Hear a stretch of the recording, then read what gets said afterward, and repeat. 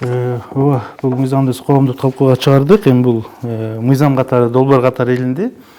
Калганын ошол палата колдоп берсе, мыйзам иретинде, мыйзам ишке ашып калса, биз ойлойбуз, бул эң негизгиси ошо мамлекеттик бюджетке, мамлекеттик бюджеттин каржысын толтурганын бир булагы болуп калат да. Бул мыйзамдын аталышы мисалы Ысык Көл областынын аймагындагы туристтик оюн-зоок комплексин камтыган адистештирилген административдик район жөнүндө деген мыйзамда. Ошол Ысык Көл облустунун бир районунун, бул мисалы айтсак ошол айрыкча Ысык Көл району болуп калат, облустун Ысык Көл району. Ошол аэропорт, Тамчы айылында аэропорт бардыгыңыздар да билесиздер да, ошонун территориясында болуп калат. Эми калган деталдарын бул өкмөт аныктайт да. Анан эң негизги мыйзам территориясын өкмөт аныктайт. Негизги мыйзамдын келип чыгышы азыркы күндө коомдук талкууда илинип турганда көбү билип билбей эле мындай ой жүргүтүп атат. Эми алардын оюна биз бардыгына ар ким өзүнүн оюн билдирген укугу бар бардыгын. Бирок ар жерде жакшы жазылып атат да. Бул оюн-зоок ачылса, мисалы казино ачылса, ал жерге кире туран, ойной туран ким болот деген суроолор жаралып атпайбы? Көпчүлүгү билип баягы элдин ой пикирин алмаштырыш үчүн көпчүлүгү айтып атат, бул эми кыргыздар бардыгы эле кирип ошол жерден баягы тапкан дүйнөсүн ошол жерге чачып, анан көптөгөн үй бүлөлөр бузулуп ушунун иретинде көп кишилер баягы жаман жолго кетет деген ойлорду айтып атпайбы? Анан негизи мыйзам андай эмес. Мыйзам эң негизги багыты сырттан келген, дагы кайталап кетейин, сырттан келген башка жарандыгы бар адамдар гана ошол жерге кирип ойногонго укугу бар. Эмне үчүн Ысык Көл облус болуп атат? Анткени көлүбүз бар, ошо туризмди өнүктүрүү иретинде. Мына азыр көлдө 3 айлык сезонубуз бар да, 2 айлык даже, 2 айга да жетпеген сезонубуз бар. Анан сырттан келген эс алуучулар да көп келет, бирок көпчүлүк ошол саат кечки 6-дан кийин, 7-ден кийин кайка барып дагы көңүл ачарын билбей калышат экен да. Анан балким ушундай казино оюндары ачылса, ошол жерге келип ойношот. Баягы өздөрүнүн баягы убакыттарын дагы мындай өткөрүш үчүн, жакшы өткөрүш үчүн ошол жерге келип акчаларын коротуп, же акча утуп алып, алар өздөрүнүн ишинде ошентип убакыт өткөрөт. Бул биринчиден. Ошондо Ысык Көлдүн туризми дагы балким 3 айга созулганга шарттар түзүлөт да.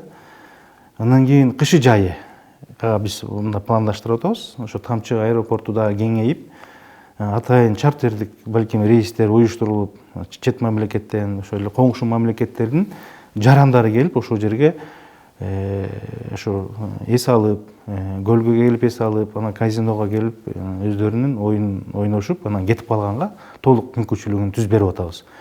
Эми бул жабык түрүндө болот. Ошол аянтча территория деп коебуз. Бардыгы катуу режимде сакталат. Кайтарылат, сакталат режимде. Ар бир кирип жаткан жаран, ойнойм деген бардыгы контролдон өтөт. Эгерде бир текшерүү учурунда же арыздын негизинде жаран, кыргыздын жараны ошол жерден чыгып калса же ойногону белгилүү болуп калса, анда ошо казиного эскертүү берилет. Дагы андан кийин кемчиликтер болсо, ал казино жабылат, лицензиясы алынат да.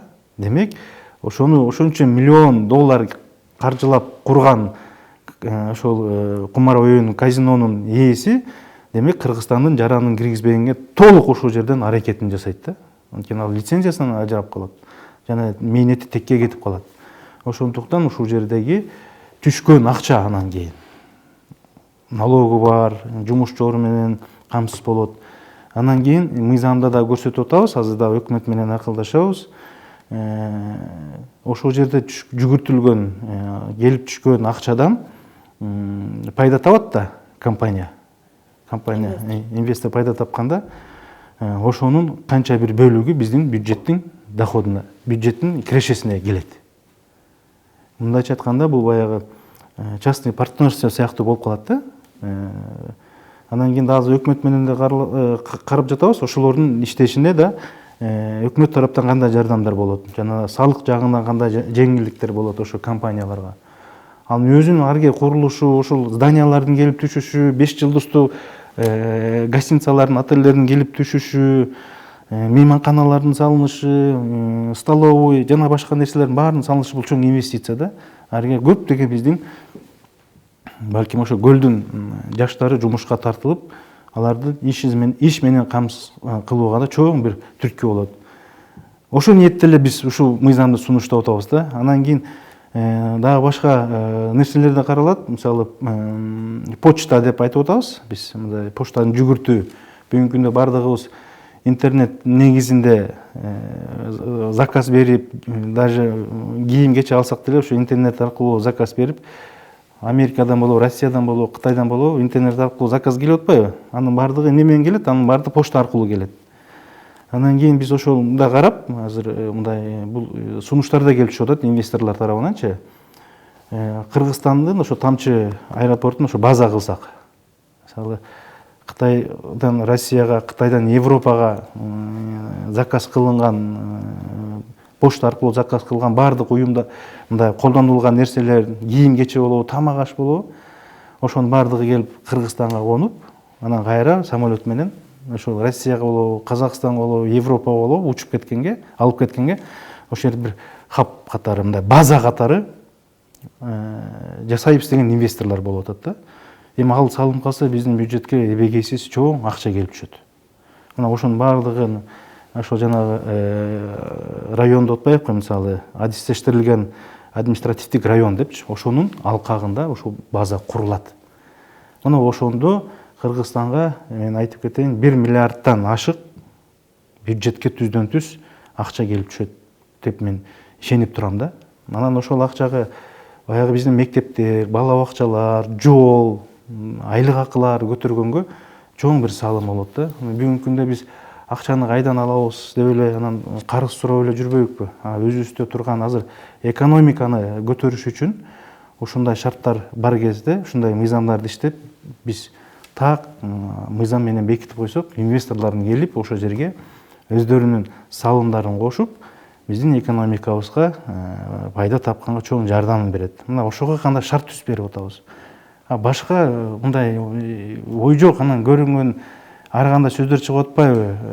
Бир кызыктар, бирөөлөр келип туруп баягы ыраазы кылат экен. Анан эми бул биз мыйзамды жазып чыкканга депутаттарга толук укуп берилген. Анан эгерде макул, анда ошол айтып аткан кишилер өздөрү жазсын ошол мыйзамды анда. Биз бошотуп берели анда, керек болсочу. Биз ошол мамлекеттин бюджетине күйгөнүбүз үчүн, ошону көбөйтүш үчүн, ошол түшкөн акчага экономикабызды көтөрүш үчүн гана биз ушундай мыйзамдарды жазып чыгып атабыз.